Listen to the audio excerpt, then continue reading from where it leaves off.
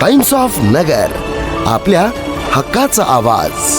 या ठिकाणी चाललेत। आज ओबीसी या ठिकाणी येणार आहेत आणि ओबीसींना येण्याच्या अगोदर इम्रान प्रतापगढ़ी या ठिकाणी येऊन गेलेला आहे। आपने ये बोला था कि ओबीसी नफरत फैला रहे, आप इसको कैसे देखते हो? आप नफरत सही में फैला रहे कि आरोप है? मैंने किसी का नाम लेकर के नहीं कहा कि नफरत फैला रहे, लेकिन जो भी धर्म का नारा लगाए समझ लो कि वो नफरत फैला। नगर के विकास के लिए आप कटिबद्ध रहोगे? बिल्कुल। और मैं यहाँ चुनाव प्रचार के लिए आया हूँ। कॉरपोरेशन का जो इलेक्शन है वो बहुत अहम है और यहाँ किस तरह से कांग्रेस को हराने के लिए सारी ताकतें एकजुट हो गई हैं, उसी से लोगों को आगाह करना था।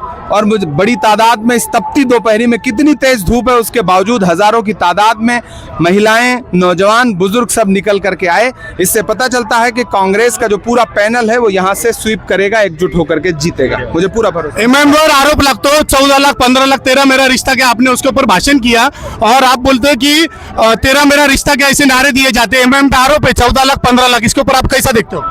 सबसे पहली बात तो मैं हर सभा में एक बात कहता हूं कि मजहबी और धार्मिक नारे किसी भी सियासी जलसे में नहीं लगना चाहिए। इसके लिए समाज को खुद आगे आगे कहना चाहिए कि ये मजहबी नारे हैं, इनको जलसों में लगाओ, इनको सियासी महफिलों में क्यों लगाते हो? अगर जो लोग मजहब के नाम पर वोट मांग रहे हैं वो कल को धर्म के नाम पर वोट मांगने वालों को कैसे रोक पाएंगे? इसलिए जमहूरियत में, लोकतंत्र में किसी को भी धर्म का नारा लगा करके जो भी वोट मांग रहा है, समझ लो वो आपके साथ रॉन्ग नंबर डायल कर रहा है, आपको बेवकूफ बना रहा है। ऐसे लोगों से होशियार रहिए। वो अपनी सियासत के लिए मजहब और धर्म का इस्तेमाल कर रहे हैं, वो चाहे इस तरफ के हो चाहे उस तरफ के हो, दोनों से होशियार रहिए। आकोट में एमआईएम ने भाजपा को सपोर्ट किया है, आप सिर्फ आकोट में ही नहीं, परली में शिंदे और अजीत पवार गठ के साथ मिलकर के सरकार बना रहे हैं। आकोट में एमआईएम में शामिल हो, भाजपा में शामिल हो गए उनके लोग। अंबरनाथ में कांग्रेस के कुछ लोगों ने सपोर्ट किया था, कांग्रेस ने 10 मिनट के अंदर उनको पार्टी से निकाल दिया। क्या एमआईएम के लोग, एमआईएम के सदर आज यहाँ आ रहे हैं, उनसे सवाल पूछिए कि अब तक आकोट के लोगों को पार्टी से क्यों नहीं निकाला? अब तक परली में शिंदे के साथ एक गठबंधन करने वालों को पार्टी से क्यों नहीं निकाला? एमआईएम के अध्यक्ष ने बोला था कि मैं इस बार आया हूं, इसके बाद में भी आऊंगा और आपसे मिलूंगा। आपने जो वादा किया है कि मैं निधि लूंगा, इसको कैसा आप करोगे? पूरा करोगे आप? हमारे आश्वासन था ये? जीतने दीजिए, जिस दिन जीत जाएंगे रिजल्ट आ जाएगा। मैंने वादा किया है कि मैं पहला लेटर पैड अपना दूंगा। कॉर्पोरेशन की निधि उनको बाद में मिलेगी, पहले मैं अपनी निधि उनको। एमआईएम को बी टीम मानते हो आप? ये आप लोग समझदार हैं, आप लोग होशियार हैं, आप ही लोग तो कुछ पैसे वैसे का बता रहे हैं। नफरतों के बीच मोहब्बत का पैगाम दे रहे हैं, क्या पैगाम दोगे अहमदनगर वासियों को? मैंने पैगाम दे दिया है, मोहब्बत। कांग्रेस पार्टी मोहब्बत की पार्टी है। हमारा नेता राहुल गांधी मोहब्बत की बात करता है, मोहब्बत के लिए 4000 किलोमीटर चलता है। आप लोग फोटो नक्कीच हे होते, आपल्या सोबत इम्रान प्रतापगढ़ी होते आणि आपण पाहतोय की इम्रान प्रतापगढ़ी या ठिकाणी आलेले आहेत आणि महिलांचा जलसागर त्यांच्यासाठी आहे। आपण त्यासाठी नक्कीच इम्रान प्रतापगढ़ी हे कसं आश्वासन पूर्ण करतात हे नक्कीच पाहूयात। त्यासाठी पाहत राहा टाइम्स ऑफ नगर। और अवाम को अपनी गुफ्तगू से मजीद ज़हीन बना देने का शऊर रखने वाली शख्सियत, गुफ्तगू में बसीरतों को तकसीम करने वाली शख्सियत अगर कोई हिंदुस्तान भर में है तो वह है इमरान प्रतापगढ़ी साहब आपके सामने।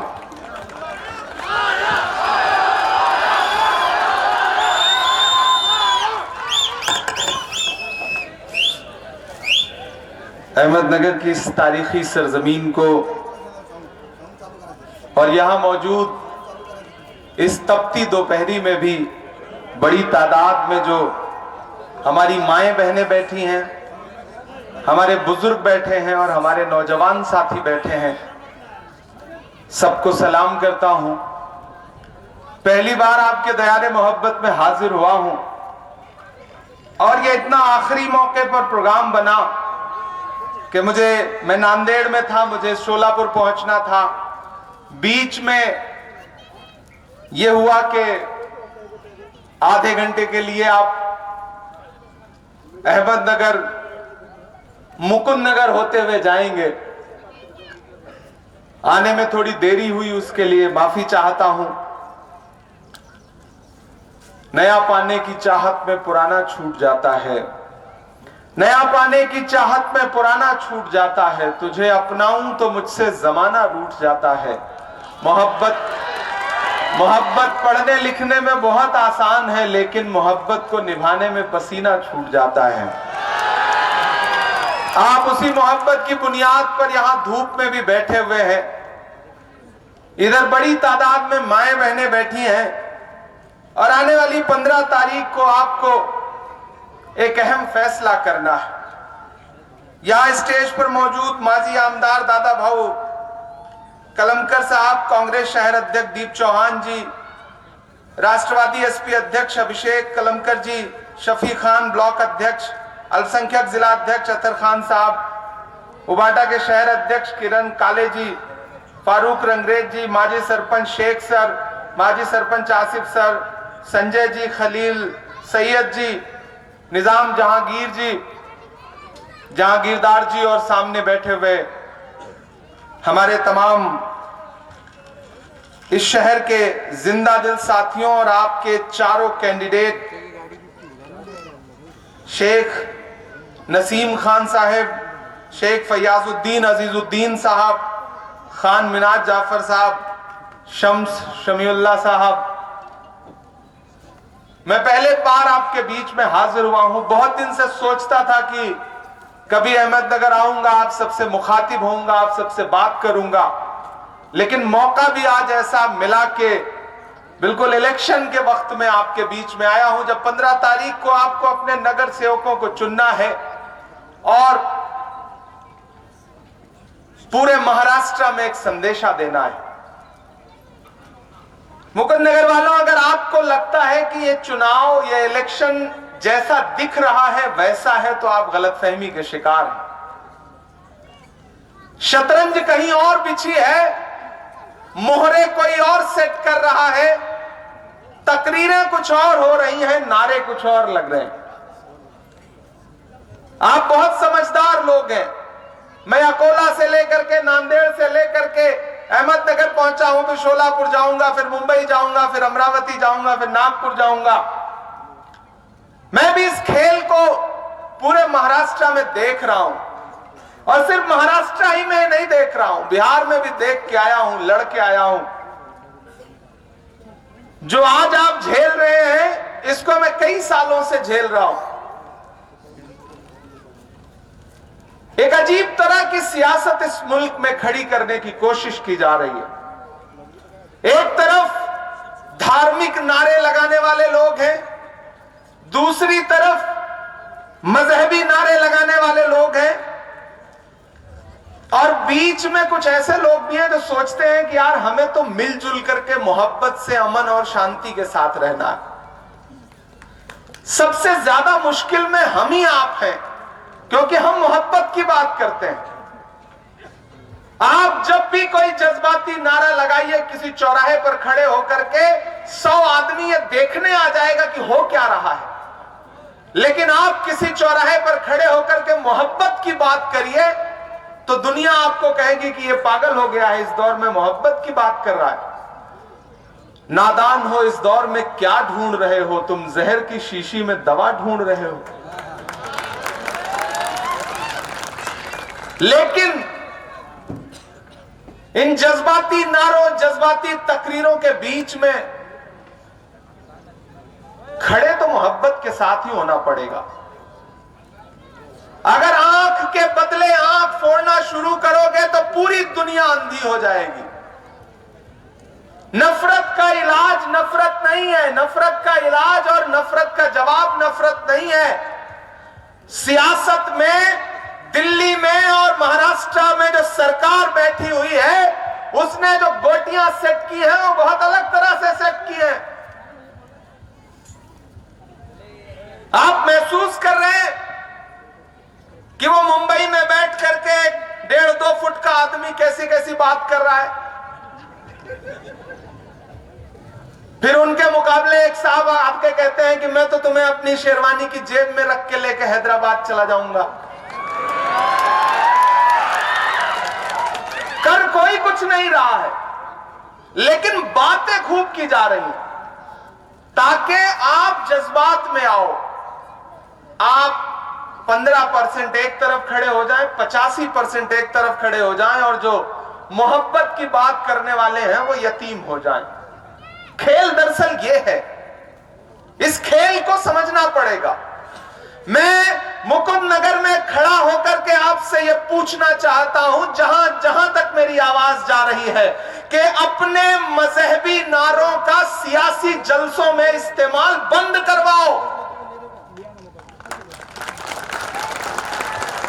अगर किसी सियासी जलसे में खड़े होकर के कोई रहनुमा यह नारा लगा रहा है कि तेरा मेरा रिश्ता क्या है, तो यह समझ लो कि वह उस तरफ के जो 85% लोग हैं उनको अपने आप एकजुट करने की साजिश कर रहा है। यह बड़ी कड़वी बात है, लेकिन इस बात को आपको समझना पड़ेगा।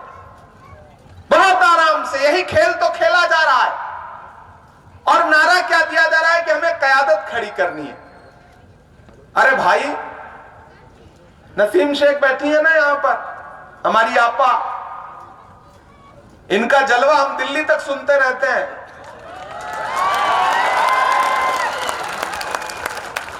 आप इनको हरा के कौन सी कयादत खड़ी करना चाहते हो? इनमें कयादत का दम नहीं है क्या? आप अपने ही लोगों को हरा करके, फयाजुद्दीन को हरा करके, खान मिनाज को हरा करके, शम्स समीउल्लाह को हरा करके, किसी ऐसे ही नाम वाले को जिता करके कौन सी क़यादत खड़ी करना चाहते हो? आप बिहार गए, 5 मुसलमान जीते हुए एमएलए को हरा करके, 5 मुसलमानों को जिता करके भाजपा को सैकड़ों सीटों जितवा करके, फायदा पहुंचा के भाजपा की सरकार बनवा के चले आए, और यहां खड़े होकर के कहते हैं कि मैं तो बिहार में 5 एमएलए जितवा के आया हूं। 5 एमएलए जितवाने के चक्कर में जो सैकड़ों एमएलए भाजपा को आपने जितवाए हैं, उस खेल को कौन समझेगा? मैं नांदेड़ में था, कांग्रेस के 12 कॉर्पोरेटर तोड़ करके अशोक चौहान साहब ने एमआईएम में शामिल करवा दिए, क्योंकि डायरेक्ट भाजपा में शामिल करवाते तो खेल पता चल जाता। खेल यही है, आपको नहीं समझ में आता कि किसी का जलवे रंगीन तखय्युलात में है, चिराग बन के कोई जिंदगी की रात में है। बहुत बुलंद फजा में तेरी पतंग सही, मुझे पता है मगर डोर किसके हाथ में है। पता है ना, बताने की जरूरत नहीं है, आप बहुत समझदार लोग हैं।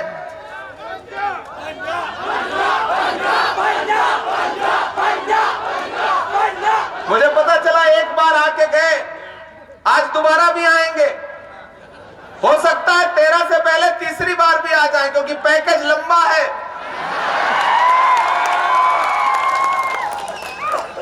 लेकिन इस झांसे में हमारा भोला भाला जज्बाती मुसलमान, उसको लगता है कि हाँ यार साहब तो जो बोल रहे हैं वो सही बोल रहे हैं, चलो एक बार भरोसा कर लेते हैं।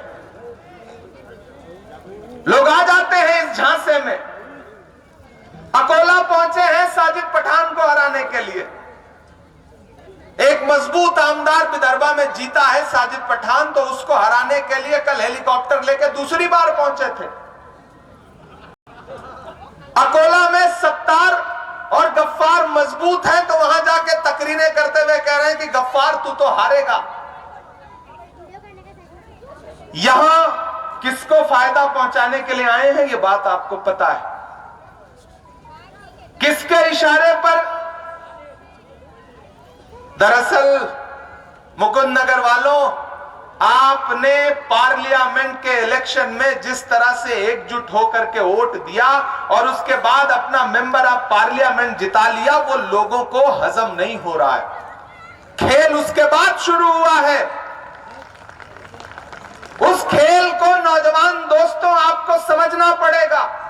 खास तौर से ये जो मेरे नौजवान साथी हैं, जो सुबह शाम सोशल मीडिया और व्हाट्सएप पर वीडियो शेयर करते हैं, इनकी गलती नहीं है। ये मोहब्बत के मारे लोग हैं, ये सोचते हैं हम कौम का भला कर रहे हैं। लेकिन एक कड़वी बात कह रहा हूं, 2017 से आज तक अगर उनकी पूरी ट्रोल आर्मी किसी को सबसे ज्यादा गाली देती है तो वो इमरान प्रतापगढ़ी को गाली देती है। क्यों? क्योंकि मैं जगह जगह खड़ा होकर के मोहब्बत के जो कदम से कदम मिला के चलने वाले लोग हैं उनका साथ देता हूं। आपकी दुआओं का सदका है मेरी माओ कि मैं तो राजनीति और सियासत की दुनिया का आदमी नहीं था, मैं तो शायरी करता था। अल्लाह ने मुझे शायरी का हुनर दिया तो मैंने उस शायरी का इस्तेमाल, उस हुनर का इस्तेमाल महबूबा के जुल्फ और आंचल पर शेर कहने के लिए नहीं किया, बल्कि नजीब की मां के आंसुओं के लिए किया, फलस्तीन के लिए किया, पहलू खान के लिए किया। आपका दर्द गाया मैंने पूरी दुनिया में, और आपने किन्हीं मासूम लम्हों में मेरे लिए दुआएं की, तो उसका असर यह हुआ कि एक दिन अल्लाह ने मुझे इस लायक बनाया कि हमारे नेता राहुल गांधी जी ने मेरा हाथ पकड़ा और मुझसे कहा, इमरान, हिंदुस्तान की सबसे बड़ी पार्लियामेंट में, राज्यसभा में बैठो और जा करके अपने लोगों के मुद्दों पर आवाज उठाओ। और मैं खुशनसीब हूं कि खुदा ने मुझे पार्लियामेंट भेजने के लिए चुना, तो हिंदुस्तान का दूसरा सूबा नहीं चुना, महाराष्ट्र चुना। मैं आपका राज्यसभा में खासदार हूं, और खासदार होने के नाते आपसे कह रहा हूं साथियों कि मुझे पता है कि आपके इलाके के साथ कैसा सौतेला बर्ताव किया जा रहा है। मुझे पता है कि हम खासदार जिताने का गुस्सा अब आपसे बदले के तौर पे लिया जा रहा है। आप इन चारों कॉरपोरेटर को जिता करके आगे पहुंचाने का काम करिए। इंशाअल्लाह ये लोग यतीम नहीं है, इनके एक तरफ अगर लोकसभा का खासदार खड़ा रहेगा तो दूसरी तरफ राज्यसभा का खासदार खड़ा रहेगा। मैं आपको भरोसा दिलाता हूं, जज्बाती तकरीरें सुनिए खूब, कोई दिक्कत नहीं है, लेकिन समझदारी से, होशमंदी से, एक कान से सुनिए, दूसरी से निकाल दीजिए।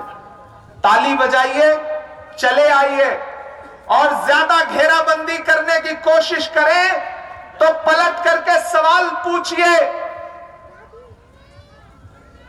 कल परसों नांदेड़ में तकरीर कर रहे थे, तो वहां जो आमदार का इलेक्शन लड़े थे सत्तार साहब, माजी मेयर, उनके बारे में बोले कि सत्तार मुझसे मत उलझो, मेरी जबान बहुत लंबी है, मैं बोलूंगा तो चुप हो जाओगे। हैदराबाद वाले नेताजी बोल रहे थे। मैं कल खड़ा हुआ तो मैंने कहा, हाँ हमें पता है आपकी जबान बहुत लंबी है, लेकिन उस लंबी जबान का इस्तेमाल साजिद पठान और सत्तार को चुप कराने के लिए मत करो। अगर हिम्मत है तो उस जबान का इस्तेमाल राजा सिंह को चुप कराने के लिए करो, सत्तार के लिए मत करो। सही जगह इस्तेमाल करो। मुझको कहते हैं कि अरे अभी वो तो बच्चा है, उसके दूध के दांत नहीं टूटे।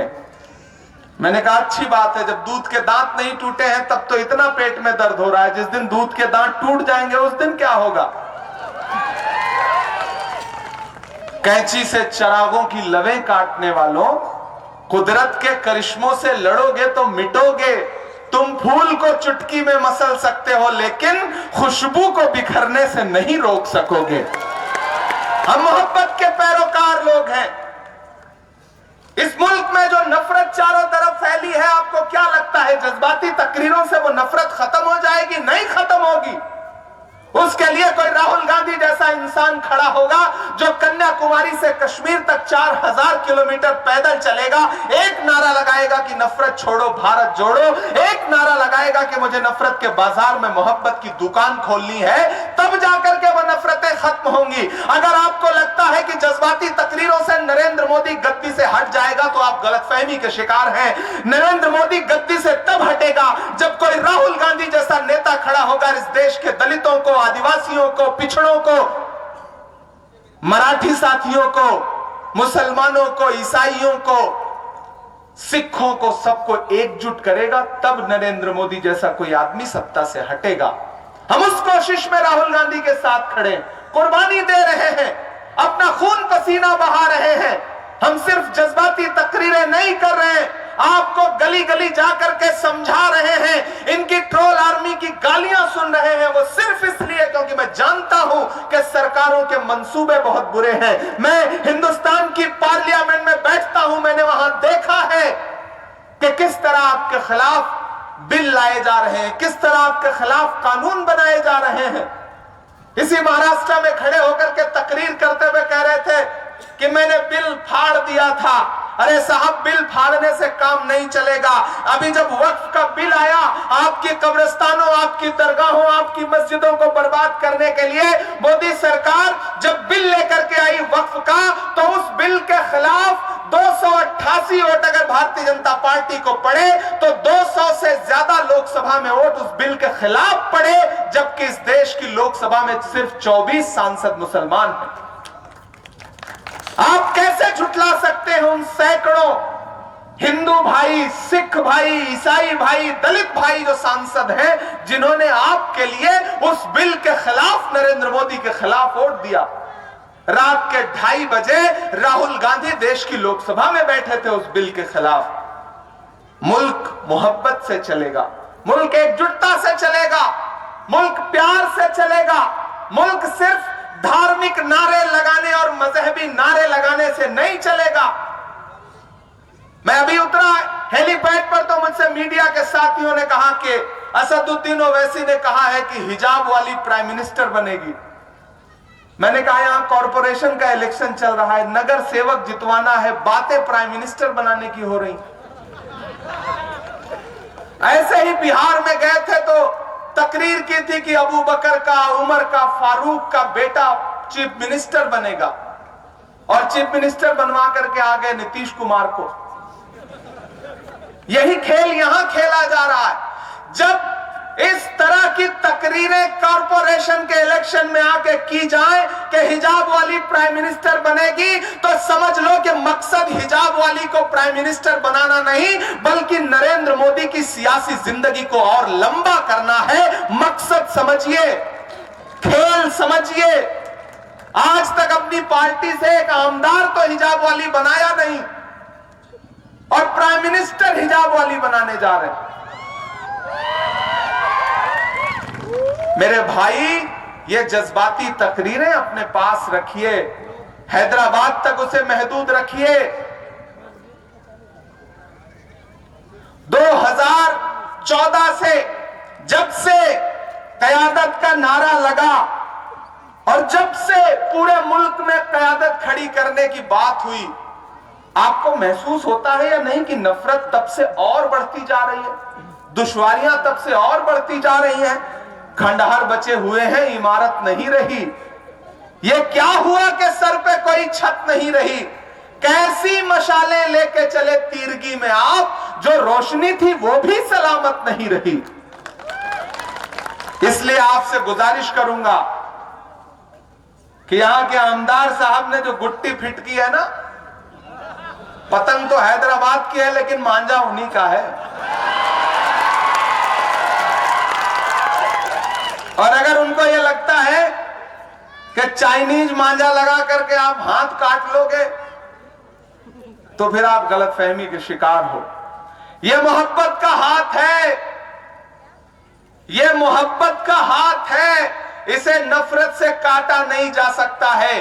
अगर इतनी बड़ी तादाद में हमारी माएं बहनें यहां बैठी हैं, हमारे नौजवान इस तपती दोपहरी में बैठे हैं, तो इसका मतलब यह है कि लोग नफरत का शोर भले ज्यादा सुनाई पड़ रहा हो, लेकिन मोहब्बत के साथ खड़े हैं। और मुझे पूरा भरोसा है कि आने वाले दिनों में आप लोग 15 तारीख को घर से बाहर निकलेंगे और तमाम तकरीरें, तमाम पैसा, तमाम फंडिंग, तमाम साजिशें एक किनारे रखेंगे, और ये जो हमारे चारों नगर सेवक के उम्मीदवार हैं, मैं उन्हें आगे बुलाऊंगा। आपा इधर आइए। आप हमारे शम्स समीउल्लाह साहब, खान मिनाज जाफर जी, शेख फयाजुद्दीन साहब और शेख नसीम खान साहिबा, ये चारों आपके बीच में है। मैं आपसे एक वादा करता हूं। पहली चीज तो यह कि पहली बार आया हूं, देर से आया हूं, माफी चाहता हूं। मुझे बहुत पहले आ जाना चाहिए था इस शहर में। यह बड़ा मोहब्बतों का शहर है, बड़ा तारीखी शहर है। इस शहर की तारीख को हम दिल्ली में बैठ के पढ़ते रहे हैं। मुझे पहले आ जाना चाहिए था। देर से आया हूं, लेकिन एक वादा जरूर करता हूं कि 15 तारीख को हाथ के पंजे के सामने वाला बटन दबाइए और हमारे इन सब कॉर्पोरेटर को जिताइए। 16 को रिजल्ट आएगा इंशाल्लाह, उसके बाद फिर आपके शहर में आपका शुक्रिया अदा करने के लिए आऊंगा, ये आपसे वादा करता हूं। और सिर्फ वादा नहीं कर रहा हूं मैं, सिर्फ तकरीरें नहीं सुना रहा हूं, सिर्फ शायरी नहीं सुना रहा हूं। आपकी दुआओं ने मुझे आपका खासदार बनाया है, तो मेरे कलम में ताकत भी है। खुदा ने मुझे निधि भी दी हुई है, तो आप इन चारों कॉर्पोरेटर को जिता करके आगे पहुंचाने का काम करिए। जिस दिन ये जीत जाएंगे, मैं इन्हें दिल्ली बुलाऊंगा और अपना ब्लैंक लेटर हेड इनको दूंगा और इनसे कहूंगा कि तालीम के लिए इस शहर में जो भी काम करना चाहते हैं आप, चालो मिलकर के मुझसे एक ठीक ठाक निधि ले लीजिए, काम करिए। मैं उसके उद्घाटन में इस शहर में आऊंगा, ये मैं आपसे वादा करता हूं। कॉर्पोरेशन का फंड बाद में इस्तेमाल में होगा, पहले मेरी खासदार निधि का फंड, और जरूरत पड़ेगी तो हमारे जो बाकी खासदार हैं राज्यसभा के, लोकसभा के, हंडोरे साहब हैं, उनसे भी फंड लेकर के छीन के आपके लिए लेके आऊंगा। अभी रजनी पाटिल हमारी ताई हैं, उनसे भी लेकर के आऊंगा। और आपके लोकसभा के खासदार तो हैं ही, तो जिन्हें यह लगता है कि ये यतीम है, उन्हें यह बता दीजिए कि नहीं, ये यतीम नहीं है। इनके बाईं तरफ लोकसभा का खासदार खड़ा है और दाईं तरफ राज्यसभा का खासदार खड़ा है। तुम्हारी हुकूमत तुमको मुबारक, हमारी मोहब्बत हमको मुबारक। किसी खेल में मत आइएगा, किसी साजिश का हिस्सा मत बनिएगा। बस ये जान लीजिएगा कि पतंग दिख भले रही हो, उड़ा आपका आमदार रहा है। एक भी बटन दबाया तो फायदा किसको होना है ये आपको पता है। जैसे पोलियो वाले प्रचार में आता था ना कि एक भी बच्चा छूटा सुरक्षा चक्र टूटा, बिल्कुल उसी तरह का मामला है। इसलिए आमदार साहब को 15 तारीख को बता दो कि आमदार साहब, हमें पता है आप खिलाड़ी हो, लेकिन हमें यह भी पता है कि आप हमारे लिए अपने दिल में क्या क्या ख्यालात रखते हो। आप उनको बता दो कि हमें यह भी पता है कि आप गुट्टियां शतरंज की बिसात सेट कर सकते हो, लेकिन ये मुकुंद नगर के लोग हैं, ये उड़ती हुई चिड़िया के पर पहचानते हैं। घड़ी से लाख महंगा तो घड़ी का वक्त होता है, जो इसकी कद्र करता है उसी का वक्त होता है। इसलिए जिन्हें यह लगता है कि घड़ी लेकर के उन्होंने वक्त को मुट्ठी में कैद कर लिया है, उन्हें बता दो कि मुट्ठी तभी बनती है जब हाथ का पंजा सामने आता है। यह एहसास दिलाने की जरूरत है। और मेरी माओ बहनों, आपके लिए मैं बेटे की तरह हूं, मैं भाई की तरह हूं। मेरी आपसे गुजारिश है कि मैं आपके बीच में पहली बार आया हूं, आपकी नुमाइंदगी हमारी 2 बहनें यहां पर कर रही हैं और दोनों दबंग हैं। उधर मुंबई में भी दबंग एक थी, तो ये इधर भी एक दबंग है। किसी भी मुद्दे पर हमारी नसीम बहन खामोश नहीं रहती हैं। हमारे शम्स भाई, हमारे मिनाज जी, हमारे समीउल्लाह भाई और ये फयाजुद्दीन साहब, इन चारों को जिता करके हम लोगों को ताकत देने का काम करिए, अपने एमपी को ताकत देने का काम करिए। इंशाल्लाह मैं फिर आपके बीच में आऊंगा। बहुत शुक्रिया। चूंकि सोलापुर जाना है तो आज आपसे विदा लूंगा। एक शायरी सुना के जाऊंगा, नहीं तो आप कहेंगे कि देखो आया और सिर्फ भाषण दे करके चला गया। कि जख्म पर जख्म खा के निकले हैं हाँ, मगर मुस्कुरा के निकले हैं। शाम को आ रहे हैं, आप देख लीजिएगा, उनका 50% भाषण इमरान प्रतापगढ़ी पे होगा, आप देख लेना। क्योंकि उनका मकसद सिर्फ और सिर्फ पूरे हिंदुस्तान में जो भी बोलने वाले मजबूत मुसलमान लोग हैं, उनको किस तरह कमजोर किया जाए, ये मैं प्रूफ के साथ कह रहा हूं। अहमदाबाद में गयासुद्दीन शेख एक मजबूत मुसलमान एमएलए था, उसको हराने के लिए साहब गली गली जाकर के फिरे। भोपाल में आरिफ मसूद 2 बार का एमएलए, मजबूत मुसलमान एमएलए है। आज जमात कहीं सबसे ज्यादा मेहनत कर रही है मध्य प्रदेश में तो आरिफ मसूद के खिलाफ। सत्तार को हम जिस नबी के मानने वाले हैं, उस पर तो जमाने ने कूड़ा फेंका था लेकिन उसने फिर भी दुआएं दी थी। मैं तो उनके कदमों पर जख्म खा के निकले हैं, हम मगर मुस्कुरा के निकले हैं। सर झुकाने का हुक्म जब आया और भी सर उठा के निकले हैं, नारे हक लगा के निकले हैं कि हर सितम का जवाब आएगा, देखना इंकलाब आएगा। और अगली 2 लाइनों पे तैयार रहना तपती दोपहरी में बैठे हुए मेरे साथियों, कि हर सितम का जवाब आएगा, देखना इंकलाब आएगा। अच्छे दिन का किए थे जो वादा, उनका दिन भी खराब आएगा, उनका दिन भी खराब आएगा। कि हम तो निकले हैं मुस्कुराते हुए और वो तिल मिला के निकले हैं, नारे हक लगा के निकले हैं, नारे हक लगा के निकले हैं। पहचान लीजिए और हमारे इन चारों भाइयों बहनों को जिता करके आगे पहुंचाने का काम करिए। इंशाअल्लाह मैं फिर आप लोग उड़ा लीजिए, मैं लब्बैक कह रहा हूं। माशाअल्लाह चले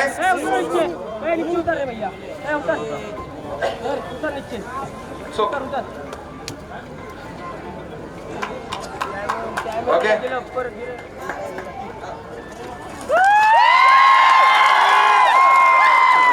बहुत शुक्रिया।